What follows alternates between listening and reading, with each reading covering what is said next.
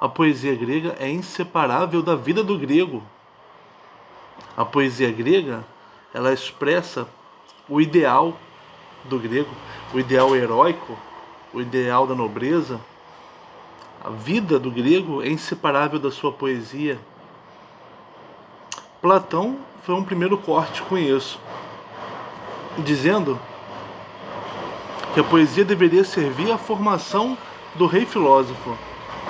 A poesia do Homero e do Hesíodo não serviam, não eram garantia da verdade por eles mesmos. Para Platão, a verdade está no mundo das formas. Então, Platão já diminuiu a verdade da poesia. Não era bem verdade que o rei, que Zeus pudesse trair, era. Mas talvez o pior golpe sofrido pela poesia grega tenha sido o da tradição cristã, que colocou que os mitos gregos eram pagãos, não deveriam ser cultuados. A poesia grega deveria ser tomada só como arte. E a arte é uma coisa destacada da vida. É uma coisa para você admirar, para você curtir, para você ter prazer, mas não é para você conhecer quem você é e como é o cosmos, não. Isso foi um golpe na poesia grega, porque ela era a maior expressão do homem e ao mesmo tempo fazia aquele homem, né? Era um ideal buscado pelo homem no seu dia a dia. A poesia, surgida antes da filosofia, ela emanava das experiências dos homens, a experiência de navegar, a experiência de guerrear, de plantar, de esperar alguém. Emanava das experiências dos homens, experiências da vida dos homens, emanava disso, mas levava para o universal. Todos os homens passavam por aquilo, né? E ao mesmo tempo era acessível para todos. Os aedos iam, cantavam, fazia com que todos se reconhecessem nela e se fizessem a partir dela. Não era como, por exemplo, a filosofia que surgiu depois, que era para poucos, né? Não. Era para todos. Houve um tempo que aquilo que dirigia a nossa vida,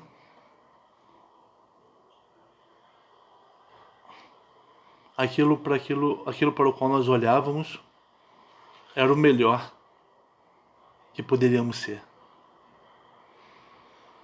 E o melhor que poderíamos ser não era uma coisa para poucos, uma coisa que quem buscasse fosse pedante. Hoje em dia o Homero é clássico, né? Quer dizer, é um tópico, uma coisa, interesse de alguns. Não é mais do dia a dia da gente. Não é mais, não forma mais a nossa ideia de nós, né? De povo.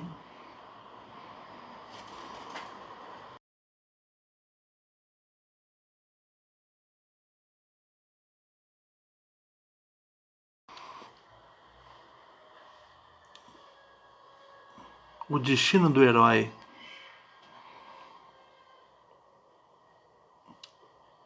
E o ethos, a cultura do grego. O destino de Aquiles, a tragédia de Aquiles. Aquele momento da vida do Aquiles que a Ilíada mostra. quando ele se retirou da luta, quando ele recusou os pedidos de desculpa de Agamenon, perdeu Patroclo, foi tomado pela Ate, deusa Ate, deusa do desentendimento, e se desesperou, perdeu o amigo, né? Para ele cumprir o destino dele, ele teve que perder o amigo. Perdeu mais do que imaginava que fosse perder. Pior até do que perder a própria vida. Aquele recorte da vida do Ulisses, o que ele sofreu, né?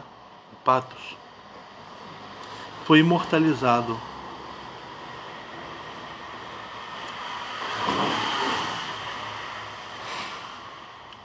A história do Aquiles é uma história imortal.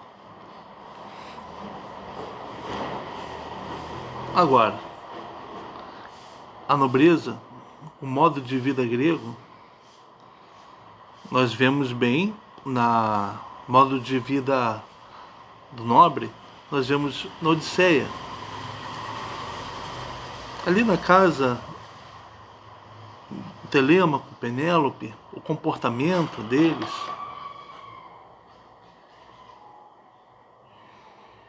a cultura você vê ali, a cultura nobre você vê ali.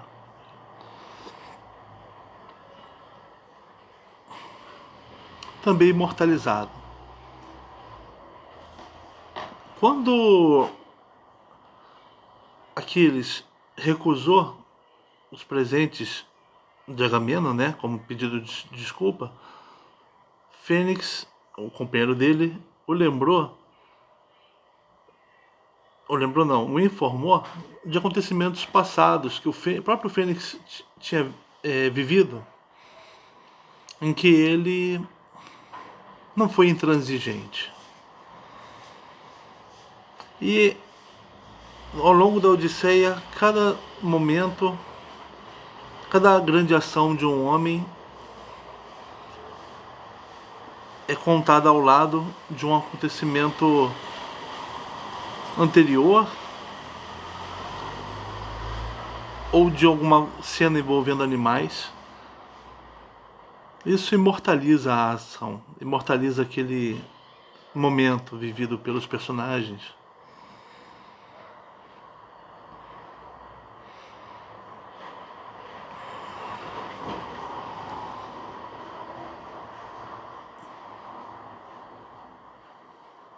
Da mesma forma que os personagens na Odisseia, da casa do Ulisses, Telêmaco, filho de Ulisses, Penélope, a esposa, o servo Euricleia e Eumeu, mostram o comportamento deles, todos, a nobreza. E os pretendentes de Penélope mostram, no comportamento deles, a insolência, o desrespeito para com a nobreza. Em qualquer momento, em qualquer lugar que isso for lido, você vai reconhecer. Olha o bom comportamento, olha o mau comportamento.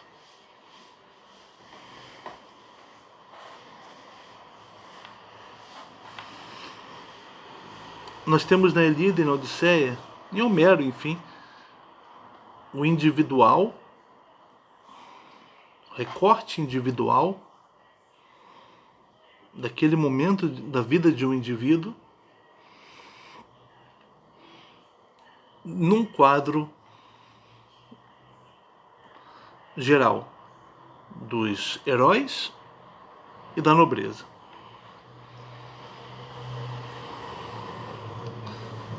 De modo que nós vemos se imortalizar e às alturas aqueles exemplos individuais, e nós vemos ganhar vivacidade o que somos nós. A vida do grego era o Aquiles e era o Ulisses.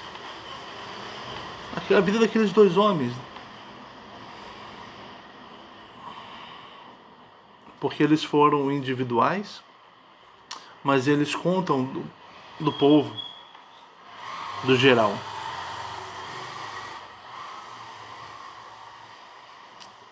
E eles foram não homens que não erraram, foram homens cuja característica, a gente poderia dizer, cuja aristeia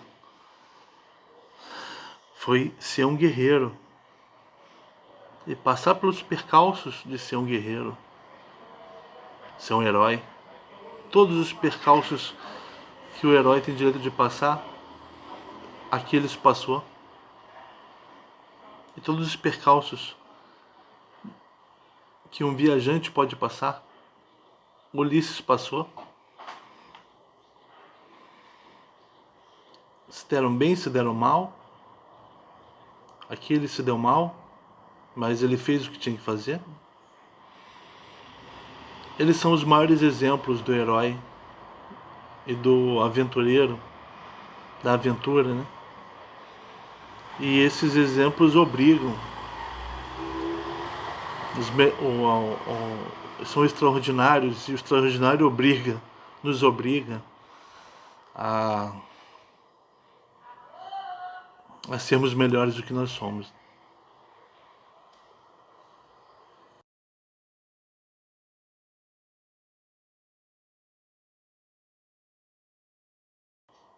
Temos em Homero a concepção épica do homem. O homem é uma psicologia, ele se move por ideias. O homem tem uma natureza, ele tem uma essência. Ele é mortal, ele é sujeito a paixões.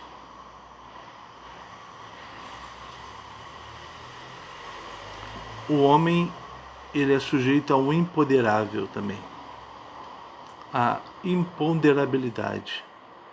A poesia épica reconhece isso, o imponderável que ocorre ao homem. Porque veja só, voltando para o Aquiles, primeiro canto, ele e nós sabemos o destino dele: morrer na guerra de Troia após resolvê-la. Só que nós não poderíamos imaginar como aconteceria isso. O que ele faria para alcançar isso? E que outra perda além da própria vida ele teria para atingir a glória? O imponderável. O imponderável ao influxo dos deuses. É um empurrão que Atena deu para o Telêmaco para ele sair do torpor e procurar o pai. O imponderável é o que a deusa Ate, fez com Aquiles, mantendo a recusa dele em lutar, fazendo com que o Patroclo quisesse lutar e morresse. O imponderável, aquilo que não está no controle da razão do homem.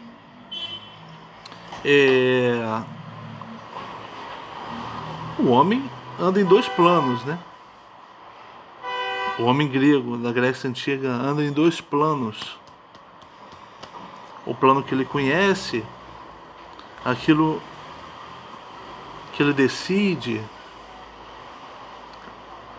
a causa que ele sabe que ele é, para a consequência que ele espera obter. Agora, o homem, esse plano do homem está em cima de um plano muito maior, que é o plano divino, é o destino do homem.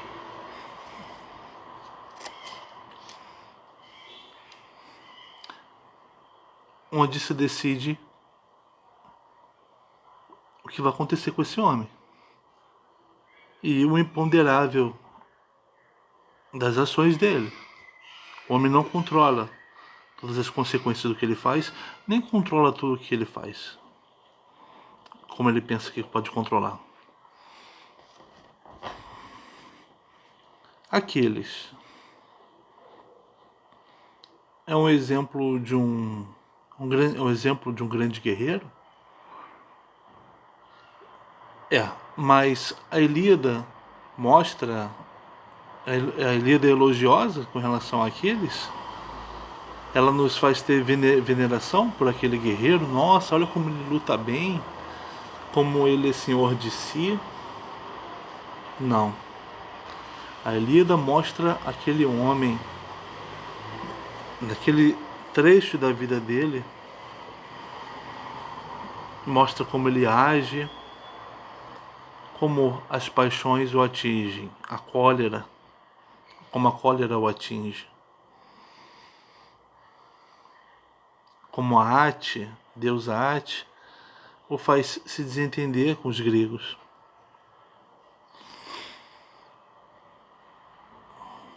A Ilíada é um monumento de Aquiles. Um monumento não para ser admirado, mas